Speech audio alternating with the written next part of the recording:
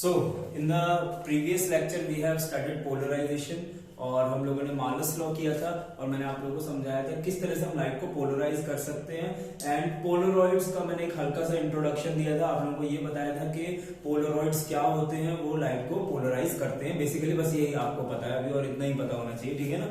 आज हम लोग क्या करेंगे, आज हम लोग अलग अलग मेथड्स पढ़ने वाले हैं लाइट को पोलराइज करने के, ठीक है ना। ऐसा जरूरी नहीं है हमारे पास हर बार पोलरॉइड ही हो, समटाइम्स नेचर में अपने आप ही कुछ फिनोमिनन्स की वजह से लाइट पोलराइज हो जाती है एंड इसमें बहुत ही इंपॉर्टेंट लॉ है हमारे पास आज ब्रिस्टर्स लॉ, जिसको हम लोग स्टडी करेंगे। तो आज का जो हमारा टॉपिक रहेगा वो बेसिकली है मेथड ऑफ पोलराइजेशन, ठीक है ना। तो इसमें जो सबसे पहला जो मेथड है पोलराइजेशन का वो है हमारे पास पोलराइजेशन बाय रिफ्लेक्शन, यानी कि लाइट रिफ्लेक्ट होकर कैसे पोलराइज हो जाती है, ठीक है ना। तो इसको समझने के लिए ना हम लोग वाटर का एग्जांपल लेंगे, ठीक है ना। वाटर से इसको समझेंगे और वाटर से कैसे समझेंगे, सपोज करो ये जो है ना ये वाटर का सरफेस है, ठीक है। इधर से लाइट आ रही है और इस लाइट के अंदर दोनों कंपोनेंट्स हैं। दोनों कंपोनेंट्स मतलब कि इसके अंदर इलेक्ट्रिकल फील्ड इस तरह से भी वाइब्रेट कर रहा है एंड अप एंड डाउन भी वाइब्रेट कर रहा है ना। टू एंड फ्रो वाइब्रेशन भी है, अप एंड डाउन वाइब्रेशन भी है। और ये लाइट जब इस सरफेस से टकराएगी, ठीक है, तो होगा ये, सपोज करो ये वाटर है, तो वाटर जैसे सभी सब्सटेंस है ना वो पूरी तरह से ना लाइट को रिफ्लेक्ट करते हैं ना रिफ्रैक्ट करते हैं, ठीक है। यहाँ पे दोनों चीजें होती है, रिफ्लेक्शन भी होता है, रिफ्रैक्शन भी होता है और एब्जॉर्प्शन भी होता है। अपन एब्जॉर्प्शन को चलो अभी साइड करते हैं, एब्जॉर्ब वाली बात नहीं करेंगे। यहाँ पे जब लाइट टकराएगी ना तो कुछ पार्ट ऑफ द लाइट तो हो जाएगा रिफ्लेक्ट, ठीक है ना, और कुछ पार्ट ऑफ द लाइट हो जाएगा रिफ्रैक्ट, यानी कि कुछ पार्ट अंदर चला जाएगा और कुछ पार्ट टकरा के इधर निकल जाएगा, ठीक है। अब ये पार्ट जो रिफ्लेक्ट होगा ना ये एक्चुअल में पोलराइज होगा, पूरा नहीं थोड़ा होगा, ठीक है ना, पार्शियली पोलराइज। अब ये मैंने आइडियल डायग्राम बनाया पर मैं आपको रियल सिचुएशन बता रहा हूँ क्या होगा। जब ये लाइट यहां से टकराएगी, टकराने के बाद जो ये रिफ्लेक्टेड पार्ट है ना, ये रिफ्लेक्टेड पार्ट पार्शियली पोलराइज्ड होगा, ठीक है। अब क्या होगा, जैसे जैसे आप एंगल ऑफ इंसिडेंस चेंज करते जाएंगे, ठीक है, ये जो पोलराइजेशन है ना इसका अमाउंट भी बदलता जाएगा, ठीक है ना। यानी कि पहले हो सकता है थोड़ा सा पोलराइज था, आपने एंगल चेंज किया तो पोलराइजेशन बढ़ गई, कम भी हो सकती है, ठीक है ना। एक पर्टिकुलर ऐसा एंगल आएगा जिस एंगल पर ये जो लाइट रिफ्लेक्ट होके जा रही है ना ये कंप्लीटली पोलराइज होगी। ये डायग्राम उसी के करस्पॉन्डिंग है, ठीक है ना। एक ऐसा एंगल आएगा, उस एंगल को हम लोग बोलते हैं एंगल ऑफ पोलराइजेशन। तो मैं यहाँ पे आई के नीचे ना सबस्क्रिप्ट पी लिख रहा हूं, ठीक है ना। इस एंगल को बोलते हैं एंगल ऑफ पोलराइजेशन और इस एंगल के ऊपर क्या होगा, ये जो रिफ्लेक्टेड लाइट है, रिफ्लेक्टेड नहीं, रिफ्लेक्टेड जो लाइट है वो कंप्लीटली पोलराइज हो जाएगी, ठीक है ना। और जो लाइट यहाँ पे अंदर जा रही है पानी के, रिफ्रैक्ट हो रही है, वो पार्शियली पोलराइज होगी, वो कंप्लीटली पोलराइज नहीं होगी। और बेसिकली यही जो है हमारे पास वो है पोलराइजेशन बाय रिफ्लेक्शन, ठीक है ना। इसको हम लोग कई बार ब्रिस्टर्स लॉ भी बोलते हैं। सो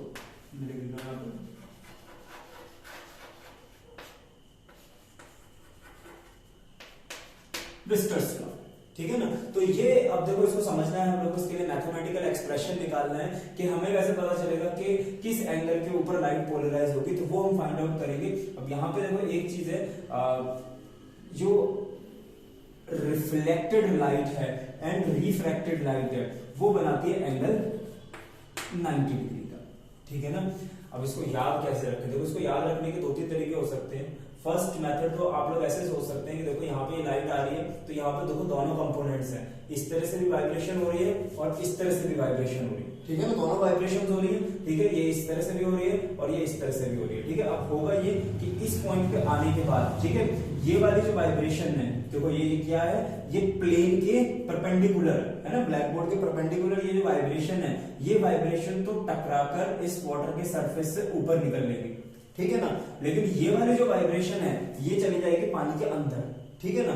अब ये वाली वाइब्रेशन और ये वाली वाइब्रेशन अब ये आपस में कितने डिग्री का एंगल बना रहे हैं, देखो ये कितने डिग्री का एंगल है, 90 डिग्री का एंगल है। तो आप इधर से याद रख सकते हो ये 90 डिग्री का एंगल है बेसिकली, ठीक है ना। तो बेसिकली इसी तरीके से याद रखना ज्यादा बेटर रहेगा। ये एंगल कितने डिग्री का बन जाएगा, 90 डिग्री का बन जाएगा। अदरवाइज देखो अपन लोग ऐसे याद रख सकते हैं कि हमारे पास जो इलेक्ट्रिकल फील्ड है उसके दो डायरेक्शन में वाइब्रेशन हो रही है, ठीक है, एक तो ये वाला डायरेक्शन और एक अप एंड डाउन डायरेक्शन। इस अप एंड डाउन को मान लेते हैं वाई एक्सिस और इसको मान लेते हैं एक्स एक्सिस, ठीक है। अब अगर मैं सोचूं कि इधर तो देखो जो वाई एक्सिस है वो तो ऐसे निकल गई, तो अंदर कौन सी एक्सिस गई है, एक्स एक्सिस। ऑल्दो ये पार्शियली पोलराइज्ड लाइट है but just for the convenience of learning, है ना, याद कैसे रहेगा। तो आप ऐसा सोच सकते हैं ये वाई एक्सिस है, ये एक्स एक्सिस है, दोनों एक्सिस आपस में कितने डिग्री का एंगल बनाएंगे, 90 डिग्री का, है ना। तो इस तरह से याद रख सकते हो आप लोग, ठीक है। But these are cramming reasons, logical reasons वैसे नहीं है, ठीक है, सिर्फ आपको याद रखने के लिए। तो बेसिकली यहाँ पे मुझे क्या पता चला, ये दोनों एंगल कितने बन रहे हैं, 90 डिग्री के बन रहे हैं, ठीक है ना। नेक्स्ट देखो अब हमें क्या करना है यहाँ पे, R is our angle of reflection, I is our angle of incidence and R dash is our angle of refraction, ठीक है। अब ऑब्वियसली हम लोगों ने बेसिक ऑप्टिक्स सब में पढ़ी है, angle of incidence is always equals to angle of reflection. हम लिख सकते हैं इसको यहाँ पे, अभी ना मैं इसको I लेके चलता हूँ, एंड में I P कर देंगे, ठीक है। So in the starting angle of incidence is equals to angle of reflection, ये लॉ ऑफ रिफ्लेक्शन है, आप सबको आता है, लॉ ऑफ रिफ्लेक्शन, ठीक है। अब यहां पे स्नेल्स लॉ लगा देते हैं। स्नेल्स लॉ क्या है, mu is equals to sine i upon sine r dash, ठीक है ना। Snell's law, sine of angle of incidence upon sine of angle of refraction is equals to mu, this is your Snell's law, ये भी आप सबको आता होगा, ठीक है। अब एक काम करते हैं, यहां पर r dash, we know that this R plus 90 plus R dash is equals to 180 degree. See, this is our normal, ये एक स्ट्रेट लाइन है और एक लाइन पे बने हुए सारे एंगल्स का सम क्या होता है, 180 डिग्री। तो मुझे पता है ये एंगल तो 90 डिग्री है पहले से ही, ठीक है। this plus 90 plus this will be equal to 180. So what will I get, that R plus R dash is equals to 90 degree. Okay, now if these two are 90 degree, then what I can say that R dash is equals to 90 minus R, ठीक है। अब इस R dash की जो value है ना, इसको mu में पुट कर देते हैं, ठीक है। म्यू में पुट करेंगे, देखो क्या आएगा, mu is equals to sine i upon sine 90 minus R। Now sin 90 minus theta is cos theta, तो यहां पर हमारे पास क्या आ जाएगा, it will become sin I upon cos R, okay. आगे यहां पर अब देखो, अब तो सिंपल मैथमेटिक्स है, we know that angle of incidence is equals to angle of reflection, ठीक है। तो मैं यहां पर क्या कर सकता हूं, एंगल ऑफ रिफ्लेक्शन को मैं I के बराबर पुट कर सकता हूं from this. So what I am writing here, sin I upon cos I, and what is sin I upon cos I, that is your tan I, okay। So mu is equals to tan I, this is the answer you will get. So if you want to polarize the light completely, अगर आप ये चाहते हैं कि ये light जो है वो completely polarize हो जाए, और देखो लाइट completely polarize सिर्फ तभी होगी जब ये दोनों रेज आपस में 90 डिग्री का एंगल बनाएंगे, ठीक है। अगर एंगल 90 डिग्री का नहीं बना, ऐसा जरूरी नहीं हर बार एंगल 90 डिग्री का बनेगा, अगर एंगल 90 डिग्री का नहीं बना तो रिफ्लेक्टेड रे कंप्लीटली पोलराइज नहीं होगी, वो पार्शियल होगी, ठीक है ना। तो यहाँ पर ये एंगल जब 90 डिग्री का बनेगा तो ये लाइट क्या हो जाएगी, पोलराइज हो जाएगी, ठीक है। अब एंगल 90 डिग्री पे कब बनेगा, जब आप लाइट को इंसिडेंट करेंगे कौन से एंगल पे, IP, और IP क्या होगा, IP होगा tan inverse of mu. So what is your IP? IP is tan inverse of mu, यानी इस एंगल पे जब आप लाइट को इंसिडेंट करेंगे तो आपकी लाइट क्या हो जाएगी, पोलराइज हो जाएगी, ठीक है। और इसी एंगल को हम लोग क्या कहते हैं, एंगल ऑफ पोलराइजेशन, ठीक है। तो अगर डिफाइन करना हो what is angle of polarisation, it is the angle of incidence at which when light get reflected at a surface it becomes plane polarized, ठीक है। ये क्या हो जाती है, plane polarized हो जाती है। I hope you understood this। इसका एक क्वेश्चन करेंगे तो आपको और अच्छे से समझ आ जाएगा, नोट करो। So this topic has very easy numerical, most of them are only 1 mark questions, ठीक है। तो फटाफट देखते हैं, यहाँ पे दो ही टाइप के न्यूमेरिकल बनते हैं इससे मेनली, ठीक है। तो first question is, for a given medium the polarising angle is 60 degree, okay, what will be the refractive index of that medium, okay. अब we know that polarising angle and refractive index has a relation, mu is equals to tan IP, okay. तो mu बड़े आराम से निकल जाएगा यहाँ पे, tan 60 degree, what is tan 60 degree, that is your under root 3, 1.732 approximately, that is your answer, okay। So it is your first question, I hope सबको समझ में आएगा है ना। Second question is from the definition of refractive index, the velocity of light in air is as you know 3 to 10 raised to power 8 meter per second and in water it is 2.2 into 10 raised to power 8 meter per second. Okay, find the polarizing angle. Okay, so again it is an easy question. We know that mu is equals to tan IP, and what is mu? Mu is equals to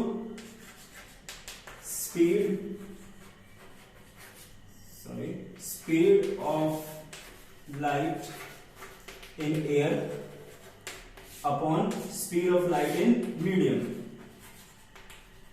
that is your C upon V. Okay, by using these two we can easily calculate this question. What is your C? 3 into 10 raised to power 8. Okay, and what is your V? 2.2 into 10 raised to power 8, and that will be equal to your polarizing angle tan IP. Okay, it will be cancelled out, so divide this, it will be 1.36 approximately. Okay, I am directly writing the answer tan IP. From this point, see, you really don't have to calculate this inverse of tangent. See, the tan IP will be tan inverse of 1.36. Okay, you will leave the question up to this point. ठीक है, यहाँ पर आप छोड़ सकते हैं इस question को, यहाँ तक इनवर्स कैलकुलेट करना जरूरी नहीं है. ठीक है, in case if you want to calculate you can use the table of tangent. ठीक है, आपको वहाँ टेबल मिलेगा एग्जाम में, वहां से कैलकुलेट कर सकते हो. But for the time sake मैं बता दूं, this angle will be 53 point something. ठीक है, तो you can calculate this, but up to this point you will get full marks. Okay, so note down this question and we will move to next topic. So let us come to the second point, which is polarization by scattering. ठीक है, हम सबको पता, देखो हमारे atmosphere में बहुत सारे एयर के मॉलिक्यूल्स हैं. ठीक है ना, ये मॉलिक्यूल्स जब लाइट इनसे टकराती है, ठीक है, तब भी लाइट क्या हो सकती है? पोलराइज हो सकती है. ठीक है, सन से जो हमारे पास लाइट आती है वो बेसिकली टोटली अनपोलराइज्ड होती है. लेकिन जब ये लाइट हमारे एटमॉस्फेयर में एंटर करती है तो आप सबको पता है स्कैटरिंग होती है. हम सब लोग 10th क्लास में पढ़ा था ना, स्काई ब्लू दिखाई देता है ड्यू टू स्कैटरिंग, है ना, वही स्कैटरिंग. ठीक है ना, तो जब स्कैटरिंग लाइट की होती है, ठीक है, तो लाइट पोलराइज भी हो सकती है. ठीक है, अब कैसे लाइट पोलराइज होती है, क्या होता है, इसका कोई मैथमेटिकल एक्सप्रेशन हमारे सिलेबस में बिल्कुल भी नहीं है. ठीक है, most of the time paper में ये डायग्राम ही आएगा. ठीक है ना, आपसे सिर्फ ये डायग्राम पूछा जाएगा कि डायग्राम बना के बताइए कि पोलराइजेशन बाय स्कैटरिंग कैसे होती है. ठीक है, मैं फिर भी आपको थोड़ा सा समझाता हूँ कैसे होती है. देखिए, ये सन से लाइट आ रही है हमारे पास और इसके अंदर दोनों कंपोनेंट्स मतलब इसका जो इलेक्ट्रिकल फील्ड है वो दोनों डायरेक्शंस में वाइब्रेट कर रहा है. ठीक है, जैसे ये एयर के मॉलिक्यूल से टकराएगा तो बेसिकली होता क्या है, देखो जब एयर के मॉलिक्यूल्स को ये एनर्जी मिलती है तो इनके जो इलेक्ट्रॉन्स है वो क्या है, एक्साइटेड हो जाते हैं. ठीक है ना, तो वो भी वाइब्रेट करते हैं उसी तरीके से. वो उसी तरीके से वाइब्रेट करेंगे जैसा इलेक्ट्रिकल फील्ड का कंपोनेंट उन्होंने एब्सॉर्ब किया है. ठीक है, अब होगा ये कि जो इलेक्ट्रॉन यहाँ पर इस तरह से वाइब्रेट कर रहा है ब्लैक बोर्ड के अंदर और बाहर, ठीक है ना, उसमें से निकलने वाली कोई भी एनर्जी, ठीक है ना, वो इस तरह से नहीं होगी. ठीक है, मतलब सपोज करो अगर मैं इस तरह से वाइब्रेट कर रहा हूँ, ये इलेक्ट्रॉन है, ठीक है ना, ये इस तरह से वाइब्रेट कर रहा है. ठीक है, तो इसमें से निकलने वाली एनर्जी भी ना वो भी इसी तरह से वाइब्रेट करेगी. ये नहीं है कि इलेक्ट्रॉन इस तरह से वाइब्रेट कर रहा है उसमें से एनर्जी ऐसे निकल रही है, ये तो पॉसिबल है नहीं. ठीक है, अब होने ये वाला है कि यहाँ पर सपोज करो कुछ इलेक्ट्रॉन्स ना इसी डायरेक्शन के पैरेलल वाइब्रेट कर रहे थे. ठीक है ना, तो उनकी एनर्जी तो नीचे आ गई. ठीक है, इस तरह से मोशन करती हुई. ठीक है, लेकिन जो दूसरे इलेक्ट्रॉन्स थे जिनका वाइब्रेशन अपोजिट डायरेक्शन में था यानी परपेंडिकुलर डायरेक्शन में था, वो तो इधर नीचे आएंगे नहीं. ठीक है, वो क्या है, वो या तो इधर आगे निकल जाएंगे या किसी और डायरेक्शन में निकलेंगे, या फिर ऑब्वियसली वो जिस डायरेक्शन में ये परपेंडिकुलर वाली डायरेक्शन है वो शायद इधर परपेंडिकुलर करते हुए जाएंगे. ठीक है ना, तो बेसिकली होता ये है कि अगर जिस डायरेक्शन में लाइट आ रही है, ठीक है, हम सीधे उसके 90 डिग्री अगर नीचे खड़े हो जाए तो हमें कंप्लीटली पोलराइज लाइट देखने को मिलती है. ये लाइट क्या होती है? पोलराइज. अगर देखो मैं ज्यादा डीप में नहीं ले जाना चाहता, इसलिए मैंने ज्यादा रीजन समझाने की कोशिश नहीं करी, बट रफली इट इज द रीजन. ठीक है ना, और कोई मैथमेटिक्स इसका हमारे सिलेबस में बिल्कुल भी नहीं. ठीक है ना, तो बेसिकली है ये कि अनपोलराइज्ड लाइट आ रही है. आप अगर 90 डिग्री के एंगल पे यहाँ नीचे खड़े होंगे और लाइट अगर किसी मॉलिक्यूल से स्कैटर होती है तो आप तक पहुंचने वाली लाइट पोलराइज हो जाएगी. ठीक है, अगर आप 90 डिग्री पे नहीं खड़े होते, आप थोड़ा सा दूर खड़े होते हैं, तो आप तक पहुंचने वाली लाइट क्या होगी, पार्शियली पोलराइज्ड होगी, ठीक है ना, यानी कि पोलराइजेशन फिर भी होगा, लेकिन अगेन वो क्या होगा, पार्शियल पोलराइजेशन होगा, ठीक है। और अगर आप बिल्कुल ही सीधा खड़े हो जाते हैं इस तरह से, तो कोई पोलराइजेशन नहीं होगा, नो पोलराइजेशन, ठीक है, यहाँ कोई पोलराइजेशन नहीं होने वाला है, ठीक है। तो बेसिकली ये वाला जो फिनोमिनन है, इसका डायग्राम ही हमारे सिलेबस में है। अब इसको अगर आपको रियल लाइफ में समझना हो कि कैसे हम लोग, क्या ये सच में होता है या नहीं होता है, तो मैं आपको कल लास्ट लेक्चर में क्या समझाया था, मैलस लॉ, है ना। मैलस लॉ में हमने ये पढ़ा था कि अगर हमारे पास दो पोलरॉइड्स हो, ठीक है, तो पहले पोलरॉइड में से जब लाइट निकलती है तो उसकी इंटेंसिटी आधी होती है ना। दोबारा जब वो पोलरॉइड में से लाइट निकलती है तो उसकी जो इंटेंसिटी है वो डिपेंड करती है कि जो पहला पोलरॉइड था और ये दूसरा पोलरॉइड है, दोनों के बीच में एंगल कितने डिग्री का है, यानी कि जो लाइट इस पहले पोलरॉइड में से निकल रही है उसका जो प्लेन है, ठीक है ना, वो इस दूसरे पोलरॉइड के साथ कितने डिग्री का एंगल बना रहा है। अगर हम बार बार इस पोलरॉइड को घुमाएंगे, एंगल चेंज होगा, और एंगल चेंज होगा तो इंटेंसिटी चेंज होगी, और अगर हम एंगल 90 डिग्री कर देंगे तो बिल्कुल इंटेंसिटी क्या हो जाएगी, जीरो। एंगल 0 डिग्री कर देंगे तो इंटेंसिटी मैक्सिमम हो जाएगी, ये हमने पढ़ा था ना। इसका मतलब ये जो फिनोमिना था ये बेसिकली दो पोलरॉइड्स का था, है ना, कि पहले पोलरॉइड में से लाइट निकलेगी तभी ये घुमाने पे एंगल कुछ मैटर करता है ना। अनपोलराइज्ड लाइट है, आप यहाँ पे इसको घुमाते जाओ तो कोई फर्क नहीं पड़ने वाला, वो हाफ के हाफ ही रहेगी, यही पढ़ा था ना हम लोगों ने, ठीक है। तो मैं थोड़ा सा डायग्राम बना के दिखा दूं, ये P1 है, ये P2 है, आप P2 को रोटेट करोगे ना तो ही आपको क्या है, इंटेंसिटी का चेंज देखने को मिलेगा। इधर अगर P1 को रोटेट करोगे ना तो कोई चेंज नहीं मिलने वाला इंटेंसिटी का, इंटेंसिटी कांस्टेंट ही रहेगी, है ना, ये पढ़ा था हम लोगों ने। तो बेसिकली इसका मतलब ये है कि सन से आने वाली जो लाइट है, ठीक है, इसको जब हम पोलरॉइड के थ्रू देखते हैं, ठीक है, और पोलरॉइड को घुमाते हैं ना तो इंटेंसिटी चेंज होती है। इसका मतलब क्या हुआ, इसका मतलब हुआ कि लाइट पहले पोलराइज हो चुकी है, तभी तो भाई दोबारा जब आप एक बार पोलरॉइड से लाइट निकल चुकी है, तभी तो जब आप दोबारा पोलरॉइड घुमाओगे तो इंटेंसिटी चेंज होगी, है ना। बिना एक सिंगल पोलरॉइड से भी जब हम सनलाइट को देखते हैं तो इंटेंसिटी चेंज दिखाई देते हैं, ठीक है। दैट मींस कि सन से जो लाइट हमारे एटमॉस्फेयर में आती है वो आने के बाद क्या हो जाती है, पोलराइज हो जाती है, ठीक है। और अगर आप सन रेज के परपेंडिकुलर यानी कि 90 डिग्री खड़े होंगे तो ये इफेक्ट और भी ज्यादा डोमिनेटिंग हो जाएगा। आप पोलरॉइड को घुमाएंगे तो बिल्कुल आपको वैसे ही आंसर्स यानी कि इफेक्ट देखने को मिलेंगे जो दो पोलरॉइड से आपको मैलस लॉ के थ्रू मिलते हैं, है ना। तो ये डायग्राम आई होप आप सबको समझ में आ गया होगा अच्छे से। सो ड्रॉ दिस डायग्राम, ठीक है, and note. So the third type by which third method by which we can do the polarization is polarization by the selective absorption, ठीक है। तो जैसा नाम से पता चल रहा है यहाँ पे कुछ एब्जॉर्ब होने वाला है, बट सेलेक्टिवली, मतलब चॉइस के साथ, ठीक है। तो मैं बता दूं कुछ ऐसे क्रिस्टल्स होते हैं, ठीक है ना, नेचुरल भी और मैन मेड भी, जो कि ऑप्टिकली एक्टिव होते हैं, ठीक है। आप लोगों ने केमिस्ट्री में ऑप्टिकली एक्टिव क्रिस्टल्स पढ़े होंगे, ये भी कुछ उस तरह से ही है, ठीक है। और ये क्या करते हैं, लाइट के एक पर्टिकुलर वाइब्रेशन को, लाइट के इलेक्ट्रिकल फील्ड के एक पर्टिकुलर वाइब्रेशन को एब्जॉर्ब कर सकते हैं, ठीक है। तो फॉर एग्जांपल मैंने यहाँ पे दिखाया, देखो ये एक अनपोलराइज्ड लाइट है, ठीक है, इसमें दोनों तरह की वाइब्रेशन है, ये अप एंड डाउन भी है एंड इस तरह से भी दिखाई है ना। अब ये जो वाइब्रेशन है ये जब इधर जाएगी तो होगा कि ये ऑप्टिकली एक्टिव क्रिस्टल है।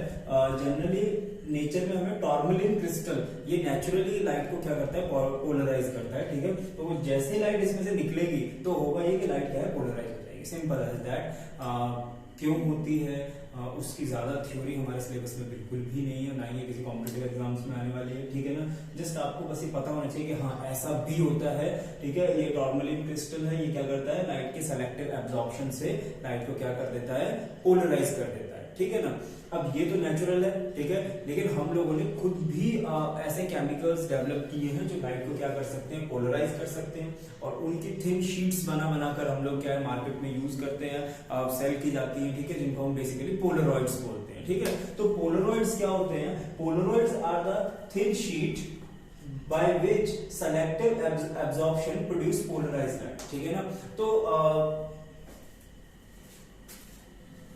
बेसिकली पोलरॉइड्स हैं क्या, चलिए लाइट का क्लियर आ रहा था थोड़ा सा, ठीक है। तो पोलरॉइड्स हैं क्या, पोलरॉइड्स एक्चुअल में क्या है, बहुत ही थिन शीट्स हैं, ठीक है, जो कि क्या करती हैं, लाइट को सेलेक्टिवली एब्जॉर्ब करती हैं और एब्जॉर्ब करने के बाद वो लाइट को क्या कर देती है, पोलराइज कर देती है, ठीक है। और इनसे निकलने वाले जो बीम है वो काफी ज्यादा क्या होती है, इंटेंस होती है, ठीक है ना। मतलब ऐसा नहीं है कि पार्शियली पोलराइज करती है लाइट को, ये काफी अच्छे से पोलराइज कर देती है, ठीक है। और हमारी डेली लाइफ में हम बहुत जगहों पर पोलरॉइड यूज करते हैं, and that is again important point जो एग्जाम में पूछा जाता है कि हम लोग पोलरॉइड्स का कहाँ यूज कर सकते हैं। जब मैंने आपको वो मैलस लॉ वाली एग्जांपल दी थी, तो जो दो मैंने पोलरॉइड्स यूज किए थे वो बेसिकली यही केमिकली मैन मेड पोलरॉइड्स थे, ठीक है। और अभी हम इनके यूज देखेंगे कहाँ पे है, बाकी आपको बस सेलेक्टिव एब्जॉर्प्शन की डेफिनेशन पता होना चाहिए, which you can do easily.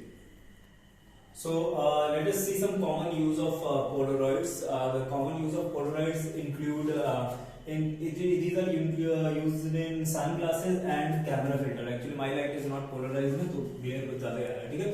So the sunglasses and the camera filters, ठीक है, ये वहाँ यूज होते हैं बहुत ज्यादा। एंड बेसिकली देखो इनका काम क्या है, तुम लोगों ने क्रिकेटर्स को देखा होगा, वो ना चश्मे लगा के रखते हैं पोलरॉइड्स वाले, ठीक है। होता क्या है, जब वो बॉल कैच कर रहे होते हैं, ठीक है, तो क्या होगा, फ्लड लाइट्स लगी हुई हैं, ठीक है, वहां से अच्छा खासा ग्लेयर आ रहा है, सन का अच्छा खासा ग्लेयर आ रहा है ना, अलग अलग पार्ट से रिफ्लेक्शन हो रहा है लाइट का, उसका ग्लेयर आ रहा है, ठीक है। इन केस अगर इतना सारा ग्लेयर आएगा तो जब वो बॉल कैच करेगी उनको बॉल तो दिखेगी नहीं, सामने क्या लाइट होगी, अचानक से बॉल उनके सामने आएगी जब वो बहुत पास हो जाएगी। इन दैट केस क्या होगा, रिफ्लेक्स टाइम बहुत रिड्यूस हो जाएगा, है ना। तो उससे बचने के लिए वो क्या करते हैं, पोलरॉइड्स वाले चश्मे पहनते हैं। तो इन दैट केस ग्लेयर नहीं आएगा, दूर से क्लियर स्काई दिख रहा होगा, बॉल दिखेगी, ठीक है, तो वो थोड़ा सा पहले रिएक्शन कर सकते हैं, ठीक है।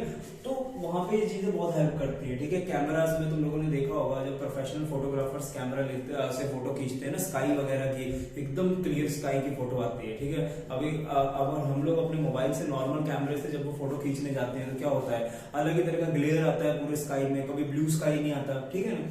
द रीजन इज दैट कि वो जो प्रोफेशनल फोटोग्राफर्स होते हैं वो अपने कैमरे के आगे लगाते हैं पोलरॉइड्स, ठीक है। तो वो क्या है, लाइट की सारी ग्लेयर खत्म कर देता है, बिल्कुल क्लियर स्काई हमें वहां पे नजर आता है, ठीक है ना। तो दैट इज द रीजन कि उनके फोटो इतने ज्यादा क्लियर आते हैं, ठीक है ना। तो सनग्लासेस एंड कैमरास के अंदर हम लोग वहां पे पोलरॉइड्स का यूज कर सकते हैं, ठीक है। And wind screen of the cars and even in the aeroplanes हम लोग पोलरॉइड्स यूज करते हैं, ठीक है। और इनका सोल पर्पस क्या है कि अगर आप लोगों ने कभी ड्राइव किया है रात में, ठीक है ना, आप लोग हेलमेट का जो शीशा है रात में ना जनरली ऊपर करना प्रेफर करते हो, अगर आपके जस्ट प्लास्टिक वाला आगे विंड स्क्रीन लगी हुई है हेलमेट के आगे, क्यों, क्योंकि सामने से लाइट आ रही होती है ना, तो वो जब उस प्लास्टिक के वो मिरर में से क्रॉस करती है तो एकदम लाइट ऐसे ग्लेयर शो करती है ना, हमें वो सड़क पे दिखाई नहीं देता। Same is with the wind screen of the cars, है ना। तो हम क्या करते हैं, वहां पे वो कार के विंड स्क्रीन के आगे ना पोलरॉइड्स लगा लेते हैं। अब पोलरॉइड लगाने से होता क्या है कि सामने से जब दूसरी कार आती है, ठीक है, तो दूसरी कार से जो लाइट आ रही है ना, हम पोलरॉइड को 45 डिग्री पे रखते हैं, तो वो जो लाइट है ना, ठीक है, वो जो पोलरॉइड में से क्रॉस करती है तो वो क्रॉस एक्चुअल में कर ही नहीं पाती। कर क्यों नहीं पाती है, बिकॉज जब सामने से लाइट आ रही है, ठीक है, हमारे ये एंगल 45 डिग्री पे रखे हुए हैं, जो सामने वाली कार है ना उसका भी जो विंड स्क्रीन है वो 45 डिग्री पे रखा हुआ है, 45 प्लस 45 90 डिग्री का एंगल बनेगा। And the component which come straight into our eyes, ठीक है, जो लाइट का कंपोनेंट सीधे हमारी आंखों में आएगा वो एलिमिनेट हो जाएगा। तो हमें जो सड़क है ना वो सिर्फ अपनी ही लाइट से दिखाई देगी, सामने वाली कार की लाइट रिफ्लेक्ट होकर हमारे पास नहीं आएगी। तो which is a very crucial point, जब रात को आप लोग ड्राइविंग करें, ठीक है, तो आपको सड़क एकदम क्लियर दिखाई देगी, ठीक है ना। तो दैट इज विंड स्क्रीन में हम लोग क्या है पोलरॉइड्स यूज कर सकते हैं, ठीक है। 3D मूवीज में हम लोग कैसे यूज कर सकते हैं, देखिए 3D मूवीज जब हम लोग देखने जाते हैं ना, तो बेसिकली दो इमेजेस एक साथ प्रोजेक्ट होती हैं हमारे सामने, ठीक है। आप ऐसा समझ सकते हैं, दो प्रोजेक्टर लगे हुए हैं, एक प्रोजेक्टर में से एक इमेज निकल रही है, दूसरे प्रोजेक्टर में से दूसरी इमेज निकल रही है, उन दोनों का मिक्स हमें देखना होता है। आप ऐसा सोचो कि हमारी एक आंख के लिए एक प्रोजेक्टर काम कर रहा है इस आंख के लिए, और इस आंख के लिए एक और दूसरा प्रोजेक्टर काम कर रहा है, ठीक है ना। इस आंख को इस आंख वाली इमेज नहीं दिखाई देनी चाहिए और इसको इस वाली नहीं दिखाई देनी चाहिए। तो हम क्या करते हैं, इस प्रोजेक्टर में से जो लाइट इंड्यूस कर सॉरी इंसिडेंट करते हैं वो पोलराइज होती है, ठीक है ना। अब सपोज करो ये दो प्रोजेक्टर्स हैं, इसमें से जो लाइट निकल रही है ना वो ऐसे इस तरह से पोलराइज्ड है, और इसमें से जो लाइट निकल रही है वो इस तरह से पोलराइज्ड है। दोनों का जो प्लेन है ना वो 90 डिग्री का होता है, ठीक है। फिर हमें मिलते हैं वहां मूवीज देखने के लिए वो स्पेशल चश्मे, ठीक है। वो चश्मे भी एक्चुअल में क्या है, पोलरॉइड्स ही होते हैं, ठीक है ना। एक पोलरॉइड का जो एक्सिस है वो एक एंगल पर है और दूसरा पोलरॉइड उसके 90 डिग्री टिल्टेड है, ठीक है ना। अब होगा ये कि जब एक लाइट आएगी, ठीक है, तो वो क्या है पोलरॉइड में से क्रॉस करेगी। क्यों सपोज करो मान लो यहाँ पे पोलरॉइड आपकी राइट आई का पोलरॉइड अगर ऐसा है तो ये लाइट तो क्रॉस करेगी, ये वाली क्रॉस नहीं कर सकती। तो आपको ना सिर्फ प्रोजेक्टर 1 की इमेज राइट आई में दिखाई देगी, है ना। और लेफ्ट आई में क्या होगा, उसका जो प्रोजेक्टर होगा ना, सॉरी प्रोजेक्टर नहीं, उसका जो पोलरॉइड होगा वो कुछ इस तरह से होगा। तो उसके अंदर सिर्फ यही वाला कंपोनेंट एंट्री ले सकता है, ये वाला नहीं ले पाएगा। तो आपको इधर से इधर वाला जो प्रोजेक्टर की लाइट है वो आपको लेफ्ट आई में दिखाई देगी। This is the basic purpose कि अगर आपको दोनों इमेजेस जब आपकी आंखों को मिलेगी ना तो आपकी आंखें अपने आप ही क्या है विड्थ का इल्यूजन ड्रॉ कर देंगे, आपको अपना विड्थ महसूस होने लगेगी, पर एक्चुअली में वहां विड्थ कोई होगी नहीं, ठीक है ना। तो that is why you see 3D movies, ठीक है ना। तो आप 3D मूवीज देख सकते हैं वहां से। एंड एलसीडी स्क्रीन्स आप लोगों ने सबने देखे होंगे, हमारे कंप्यूटर में एलसीडी स्क्रीन्स होती हैं, ठीक है ना। लिक्विड क्रिस्टल डिस्प्ले, ठीक है ना। लिक्विड क्रिस्टल डिस्प्ले के अंदर एक्चुअल में होता क्या है ना, डिस्प्ले इस तरह से होता है, कांच का डिस्प्ले होता है, ठीक है। बीच में हम लोगों ने एक एक्चुअल में लिक्विड भरे होते हैं, ठीक है ना। लिक्विड बेसिकली क्या है, चेन्स ऑफ मॉलिक्यूल्स है वो, ठीक है। और वो मॉलिक्यूल्स एक्चुअल में इलेक्ट्रिकली एक्टिव होते हैं, ठीक है। इलेक्ट्रिकली एक्टिव मतलब क्या होते हैं कि अगर आप इलेक्ट्रिकल फील्ड अप्लाई करते हैं, कौन सा इलेक्ट्रिकल फील्ड, जो हम करंट के थ्रू अप्लाई करेंगे, ठीक है ना, वो इलेक्ट्रिकल फील्ड अप्लाई करोगे तो वो मॉलिक्यूल्स रोटेट हो सकते हैं, ठीक है। प्लस ये मॉलिक्यूल्स ऑप्टिकली एक्टिव होते हैं, ये लाइट को पोलराइज भी कर सकते हैं, ठीक है। तो होगा ये कि जब हम लोग इलेक्ट्रिसिटी अप्लाई करेंगे, जो कि हम अपने हिसाब से करेंगे, तो हम क्या है इनकी रोटेशन को कंट्रोल कर सकते हैं इलेक्ट्रिसिटी अप्लाई करके, ठीक है। अब जब लाइट आएगी तो जैसे हमने इनको रोटेट किया, ठीक है, अगर मान लो सपोज करो लाइट आ रही है इस तरह से, ठीक है, और मैंने अपना प्रोजेक्शन रोटेट करके इस तरह से कर दिया, ठीक है। अब लाइट इसको क्रॉस ही नहीं कर सकती, ठीक है ना। सपोज करो अब समझते हैं, देखो लाइट आ रही है सपोज इस तरह से, है ना, ये मेरी लाइट है, ठीक है ना। और मेरा जो प्लेन ऑफ प्रोजेक्शन है, जो मेरा एलसीडी का मॉलिक्यूल है, वो इस तरह से है, ठीक है। अब लाइट का ये वाला कंपोनेंट निकल ही नहीं पा रहा है, ठीक है ना।